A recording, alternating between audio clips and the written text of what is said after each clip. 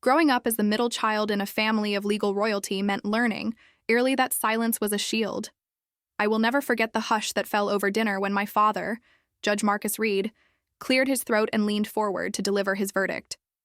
"Elijah," he said, the single word carrying more weight than any sentence I'd ever heard in his courtroom. "You need direction."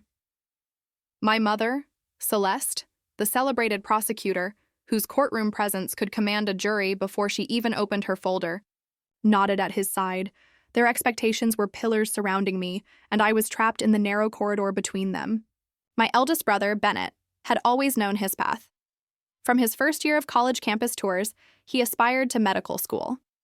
By 16, he'd already interned at the state health department. Every accolade he earned was proudly displayed on the trophy wall in the hallway, a monument to his parents' design. Meanwhile, I hovered at the margins, a quiet son who spoke in binary and soldered circuit boards in the garage long after my family's guests had gone home. Even at 9 years old, I sensed their disappointment before they uttered a word. I remember my mother's voice, low and unadorned by warmth. On the morning, I announced that I would rather build computers than memorize case law. She folded her arms, eyebrows raised. "You have a mind for justice, Elijah," she said, as though I just confessed a crime rather than professed my passion. Their love was conditional on my compliance with a vision I'd never shared. I watched Bennett receive praise for leading the charity gala committee, a role I might have relished in my own way, but never dared to pursue. Instead, when I came home with a hand-drawn poster advertising my first homemade coding club after school, my father dismissed it with a single wave of his hand. "That's not a real career, son." Silence became my refuge. While Bennett practiced speeches to address donors, I retreated beneath the staircase where cardboard boxes held my secret projects. A rudimentary weather station I'd pieced together. At 12 lines of code scribbled on scraps of paper. At 14, a prototype for a home automation system powered by a repurposed FPGA board. I barely talked about these inventions because their lack of nod, their sideways glances of disinterest, taught me that my dreams were invisible. I learned to walk into rooms and blend into the background, to laugh at jokes about my career ambiguity, to nod politely when relatives asked me, "So, what do you do nowadays?" I would manage an expression of earnest uncertainty. I'm exploring some possibilities. And down the line, Bennett went collecting congratulations while I collected unsent emails to venture capitalists and half-finished lines of code. Still, paradoxically, this enforced quiet forged my resilience. In the solitude of my basement workspace, I discovered a discipline that thrived without applause. Late nights spent debugging stubborn lines of JavaScript made me acutely aware of the power of persistence. Every time a program finally ran without errors, I felt a surge of satisfaction greater than any trophy Bennett had hung on his wall. These moments, when the lights flickered on in my custom control panel, or when my weather station correctly predicted the morning frost, were my victories, privately celebrated in the soft hum of cooling fans. I began to understand that success didn't require a parent's approval, only a willingness to keep trying when no one was watching. But adolescence is as much about identity as invention, and the silence I wore like armor sometimes felt like chains. At family gatherings, I watched Bennett take the stage with ease, and I found myself envying not only his success, but the certainty of his path. When I attended mock trial competitions in high school, my mother's domain, her comfort zone, I excelled at research and argumentation. But the moment I stood to speak, my voice trembled. Each sentence felt like an act of defiance against the person I was expected to become. And in that tension, I realized that no amount of persuasion could reforge my true self. I wanted to shape code, not court cases, to architect software, not legal briefs. The defining moment came on the evening of my high school graduation, the ceremony. Hall buzzed with anticipation as my fellow graduates accepted diplomas with practiced smiles. My parents sat in the front row, beaming as Bennett's classmates received accolades and promised to carry on the family legacy. When my name echoed over the loudspeaker, I walked the stage with a calm resolve. In my gown pocket, I carried the application to the State University's computer science program, and I was prepared to declare in the face of every expectant gaze that I would pursue a path uncharted by Reed tradition. As I shook hands with the principal and glimpsed my parents' expressions, first confusion, then a flicker of something like wonder, I felt the weight of their expectations slip away. I was no longer the silent observer under their thumb. I was Elijah Reed, builder of my own future. And so, under their roof and beneath their gaze, I learned the greatest lesson they never intended to teach me. That the truest measure of success is not how loudly the world applauds, but how faithfully you follow the quiet call of your own ambitions. Every time I walked down the hallway, my gaze was drawn to the trophy wall, a gleaming array of glass awards, engraved plaques and framed certificates celebrating Bennett's every accomplishment. The polished wood reflected the overhead lights, and I could see my own shadows stretching past those trophies, the boxes of my projects hidden beneath the stairs, receding into darkness. At 13, I had taught myself to code. At 16, I built an event planning software for our high school. At 19, I pitched Medscope to a panel of angel investors, but none of that ever made it onto display. My achievements were packed away in cardboard cartons, each labeled with pencil dates and project names, stacked in the basement where noon checked.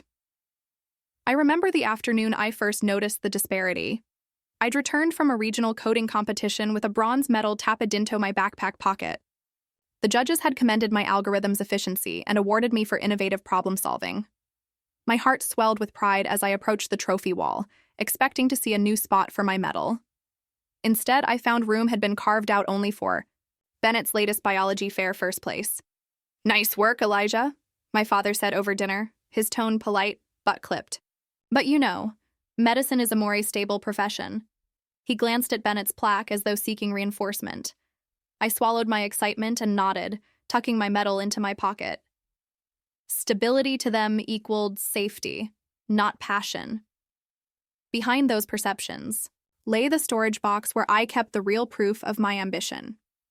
Beneath the staircase, dust motes danced in the faint beam of the single bare bulb, illuminating blueprints, circuit boards, and spiral-bound notebooks filled with code snippets. There was the first iteration of my event planner, lines of JavaScript covered in coffee stains, and the prototype of a remote health monitoring device I built at 17. I'd shipped that prototype to a small clinic in the Midwest, hoping to test real-world feedback, but the only response I received was a form letter of thanks. The clinic director loved the idea, but lacked the budget. That letter now sat inside the box, a reminder that my work mattered, even if no one in my own family realized it. I spent countless evenings down there, headphones on, tuning circuitry, rewriting functions, dreaming of a day when my projects would sit alongside Bennett trophies. Sometimes I imagined replacing one of his plaques with my own. Elijah Reed, Medscope. Founder, Healthcare Innovation Award, and watching my parents' expression shift from polite approval to genuine awe. But I never acted on that fantasy. Instead, I returned each prototype and scrap of code to its box, sealed it with packing tape, and let the clasp snap shut, tucking the lid beneath a larger box of old files. Silence became my fortress, the box, my sanctuary. When I turned 18 and launched Medscope in secret, I carried that box with me to college. My roommate thought it was full of textbooks. In truth, it held the building blocks of my startup, market research notes, early wireframes, and a rudimentary database of healthcare providers. I rarely opened it on campus, preferring to work in the computer lab where no one knew my last name. There, I coded into the early morning hours, fueled by ramen and determination. I watched as my user base grew, metrics climbed, and pilot programs launched. Successes that filled my heart more than any parental praise ever could. Yet, I kept the box locked in my dorm closet, an artifact of my hidden life. My parents finally noticed something when I invited them to a demo during a holiday visit. I set up my laptop at the dining table, opened Medscope's dashboard, and walked them through encrypted messaging threads between doctors and patients. I showed statistics, reduced response times, improved patient satisfaction, lower readmission rates. My mother's eyes softened as she leaned forward. "This is impressive," she murmured, tracing graphs with her finger. My father straightened his tie and nodded. For a moment, I saw the pride I'd craved reflected back at me. Then my mother's gaze lifted to the trophy wall where Bennett's newest accolade gleamed. "Why wasn't this on the wall?" she asked. The question felt like a verdict reversed. That evening, after the guests dispersed, my mother found me in the basement, the single bulb still glowing. She fingered the dusty boxes. "Show me everything," she said. For the first time, I pulled out each notebook, prototype, and scrappy letter explaining the evolution of every project. She listened without interrupting, nodding at key moments, asking questions about coding languages and user interface design. My father joined us, arms crossed, but attentive. They stayed until the bulb flickered, illuminating my buried dreams in pale light. When I finally closed the last notebook, my mother brushed the dust from its cover and said, "We should put all of this on that wall." I felt a swell of validation so powerful it knocked the breath from me lungs. The next morning, I helped them clear a section of the hall. We hung framed screenshots of my apps, mounted prototypes in shadow boxes, and engraved a new plaque. Elijah Reed, innovator and founder of Medscope. My brother peered around the corner, blinking at the new additions. In that moment, the trophy wall transformed from a monument to Bennett alone into a testament to our family's collective potential. And the storage box, once a symbol of what I'd hidden, became an artifact of the journey that brought me from silence to recognition. Under their roof, and once under their thumb, I had carved out my place. And at last, my work shone in plain view. I met Nora during my junior year of college at a hackathon held in the cavernous student center, where fluorescent lights hummed overhead and clusters of programmers hunched over laptops. She was the only person who challenged my code with intelligent questions instead of polite nods. Her mind moved like quicks. She'd volley logic puzzles at me between lines of Python, and I found myself drawn to her spark. By dawn, we had not only debugged my event planning algorithm, but also sketched out the seed of Medcope on a napkin stained with half-drunk coffee. In that moment, I realized two things. First, that someone finally understood why I chose the soft glow of a monitor over the glare of courtroom spotlights. And second, that I was falling in love. Our early days were a whirlwind of late-night coding sessions and shared takeout boxes scattered across my dorm room floor. While Bennett pored over medical textbooks back home, Nora and I collaborated on data models and user interfaces fueled by determination and cheap caffeine. We built prototypes on borrowed servers, sending MVP links to friends for testing. When I hesitated, fearing my parents' judgment, she refused to let doubt derail us. "If your vision only matters to you, you're building in a vacuum," she said, her eyes alike. "Let's build something that matters to others." Under her encouragement, I pitched Medscope to professors, local clinics, and any potential mentor who would listen, though most responded with polite no's. Each rejection taught us to refine features, tighten security, and optimize performance. By senior year, we moved into a cramped one-bedroom apartment just off campus. Its walls lined with white bars filled with flowcharts and feature lists. The place smelled perpetually of takeout containers and whiteboard markers. My parents never visited. Back home, I told them I was between jobs. I didn't correct them when. My father chuckled over dinner with his legal colleagues that I'd probably settle into something stable. Stability to meant lack of impact. Drawing from my mother's courtroom tenacity and my father's demand for precision, insisted that Medscope adhere to the highest standards of data privacy and user experience. Nora matched my drive, waking me at 6 a.m. to optimize server scripts before we headed to our respective classes, hers in data science, mine in software engineering. When graduation arrived, our small team of 3 interns and 1 mentor launched a pilot at a regional clinic, enabling doctors to message patients securely about follow-up appointments and prescription questions. Within weeks, error rates dropped, patient satisfaction spiked, and clinicians praised the platform's simplicity. I sat in silence at our celebratory dinner, overwhelmed by pride, but afraid to share the news at home. The next morning, my phone buzzed with congratulatory emails from our mentor network. I replayed those notifications in my mind, savoring them like a private treasure, while my parents exchanged routines about Bennett's residency applications and upcoming interviews. In the months that followed, Nora and I poured every dollar of our limited savings back into Medcope. We hired our first full-time developer and a UX designer, working from a tiny co-working space that smelled of stale coffee and ambition. While Bennett married his fiancée in a ceremony that made headlines in local society pages, I stayed behind a closed laptop, refining encryption protocols and negotiating our seed investment. My parents received only an email invitation to the ceremony, an invitation they declined without explanation. I understood their distance as a mixture of misunderstanding and the unspoken belief that I was still exploring options. So I continued to build. My relationship with Nora deepened beyond code. We balanced whiteboard sessions with lazy Sunday brunches, and she celebrated my small victories with handwritten notes tucked into my laptop bag. On evenings when endless bug fixes threatened to overwhelm me, she reminded me why we started this venture: to improve patient care through seamless communication.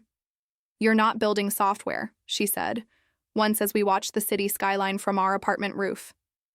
"You're building trust." Those words stitched themselves into my resolve, cementing our partnership, not only as co-founders, but as life partners. Yet despite our progress, doubts still gnawed at me. I longed to tell my parents the full story, to watch their faces when they saw how Medcope was changing lives. But I feared their expectations would warp my success into another benchmark of family pride rather than a testament to our shared vision. Then came the day we signed a 7-figure contract with a private hospital network for enterprise deployment. Nora cried tears of relief. I sat speechless, adrenaline coursing through my veins.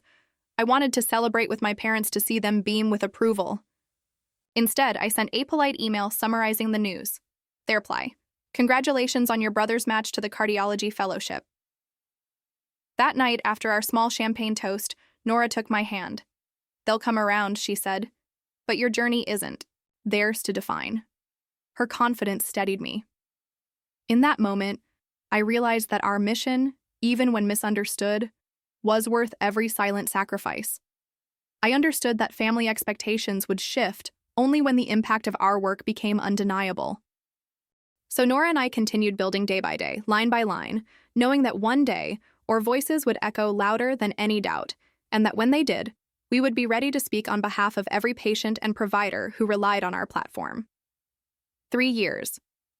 Into building Medscope, Nora and I had settled into our rhythm of controlled chaos.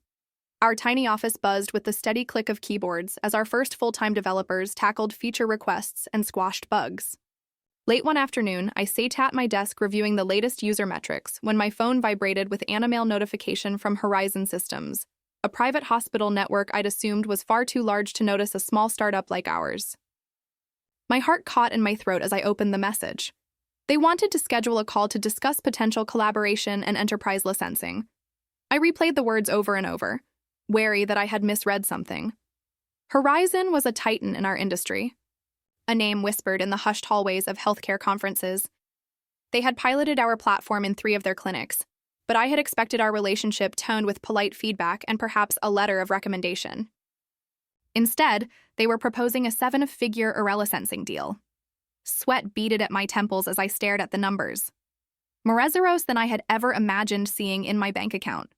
My vision for Medcope had always been modest. Solve real problems, one clinic at a time.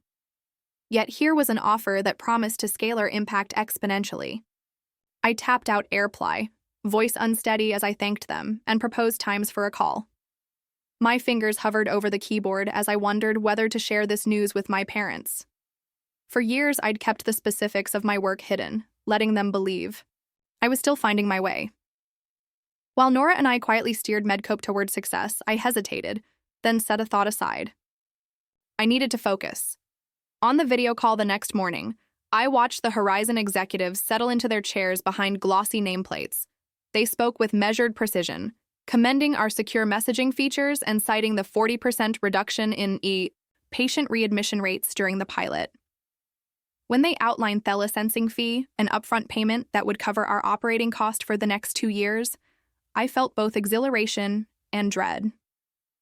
Exhilaration because our years of relentless work were finally bearing fruit. Dread because I realized how little my family truly understood what I had built. After the call ended, I sat back, moments passing before reality settled in. To accept Horizon's offer would mean giving up significant control over Medscope's roadmap. They wanted us to dedicate half our engineering team to custom integrations for their proprietary systems, and they requested a seat on our board of directors. These demands risked slowing our broader vision to expand Medco Pinto new markets and develop AI-driven triage features. I closed my eyes and imagined surrendering our independence in exchange for growth.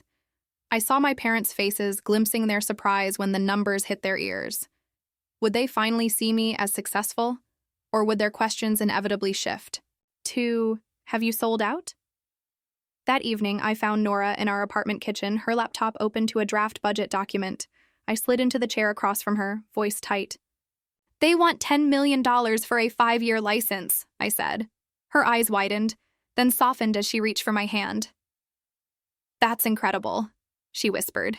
"But what do they want in return?" We pored over the contract terms late into the night, tracking every byline and checkbox. The deal was lucrative, but the equity and governance strings weighed heavily. Horizon wanted half our company's board seats, a Vatoon, any new partnerships, and exclusive rights to health network deployments in the eastern region. Over the next week, we negotiated. We insisted on reducing their board representation to a single seat, preserving our ability to steer product direction. We pushed back on exclusivity clauses, arguing that limiting our market would stifle growth. As co-founders, Nora and I found our resolve tested. We debated heatedly over dilution percentages and long-term vision. Finally, we reached a middle ground.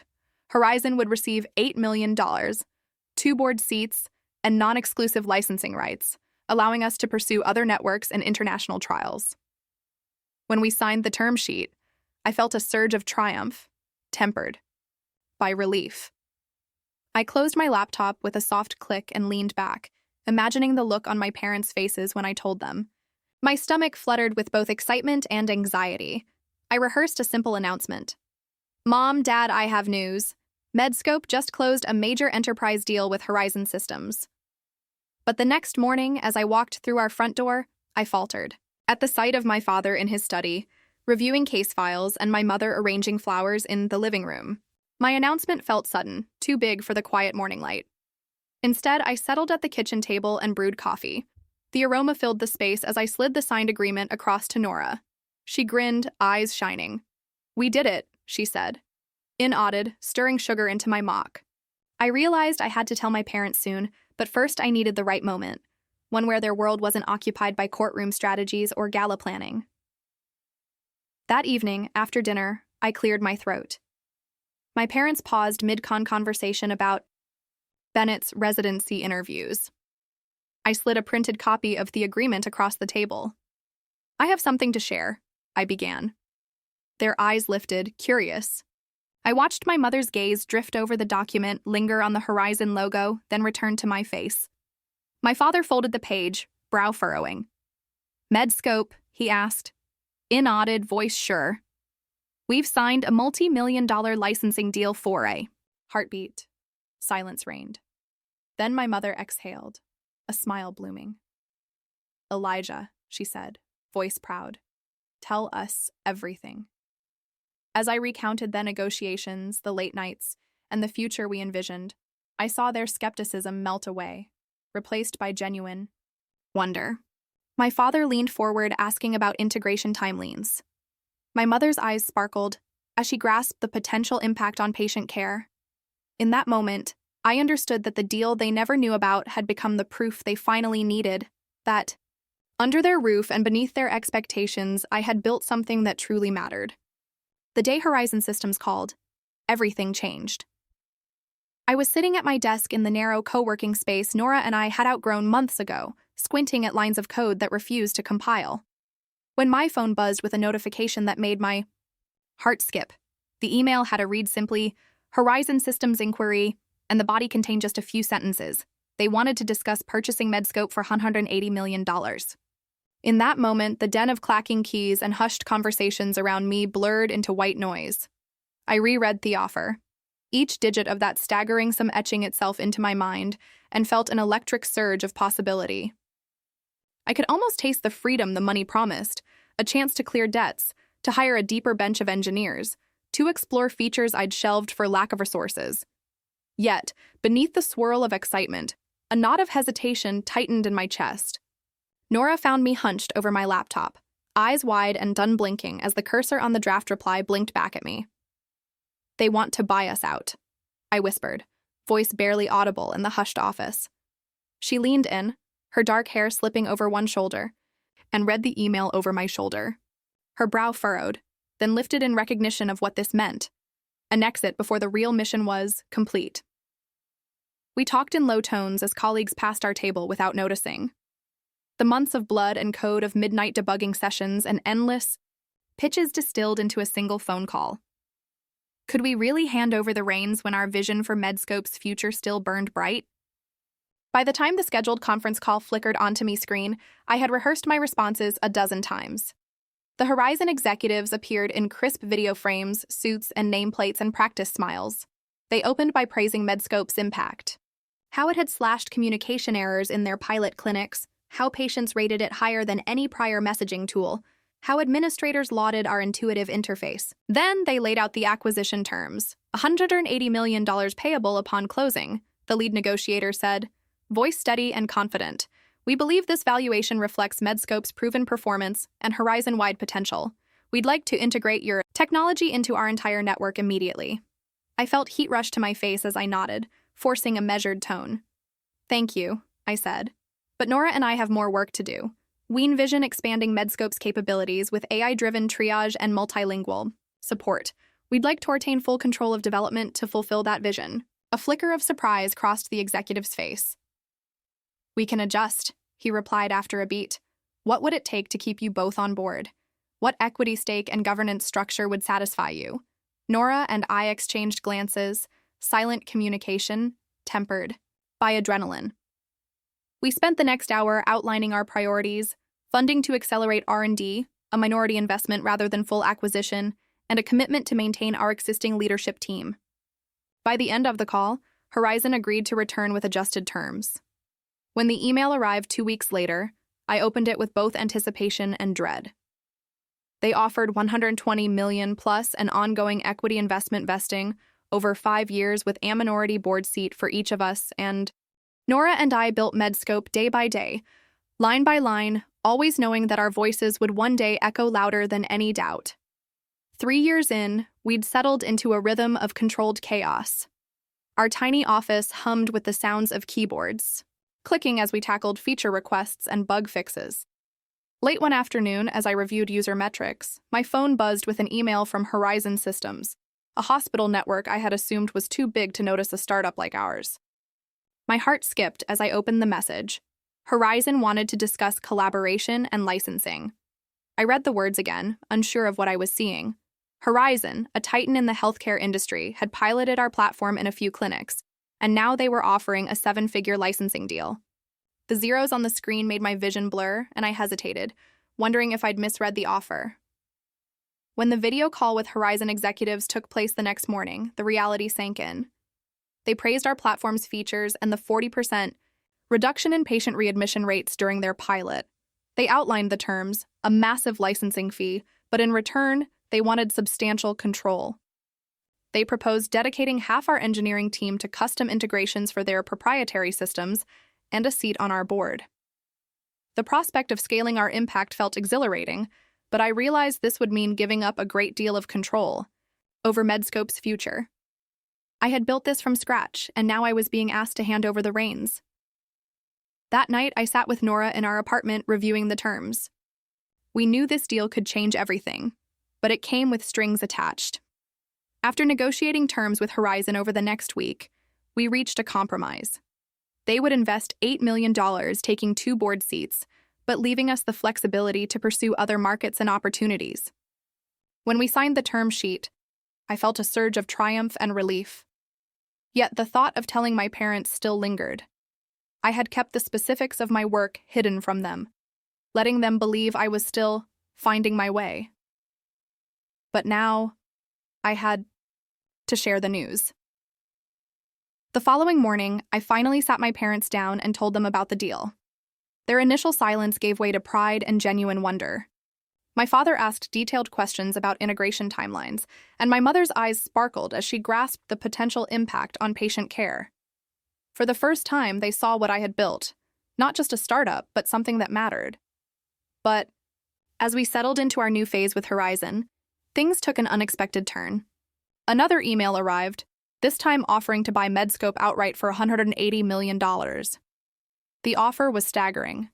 The chance for financial freedom, the ability to hire more engineers, and the opportunity to fast-track the features we'd shelved for lack of resources was tempting. But there was also a sense of unfinished business, a burning desire to take Medscope further than this. Nora and I discussed the offer in hushed tones, the weight of the decision sinking in. Could we really sell out now, before we had fully realized our vision? The video call with Horizon came soon after. The executives praised our platform's impact, pointing out how it had slashed communication errors and how patients preferred it over any other messaging tool. Then they laid out the terms of the buyout, $180 million payable at closing, with immediate integration into their network. I listened carefully, but deep down, I knew that selling now would mean giving up everything we had worked for. When Horizon asked what it would take to keep us on board, Nora and I exchanged glances. We laid out our terms: funding to accelerate, R&D, a minority investment, and a commitment to keeping our leadership team intact. Horizon agreed to the terms, and the deal was back on the table, but with the adjusted offer of $120 million plus ongoing equity investment over the next 5 years. We were faced with a decision: take the money and secure our financial future, or continue the journey, risking everything for a vision that still felt unfinished. In the end, we chose the latter. Medscope had grown beyond just a product. It was about changing the healthcare system and improving patient outcomes. We weren't ready to let go just yet.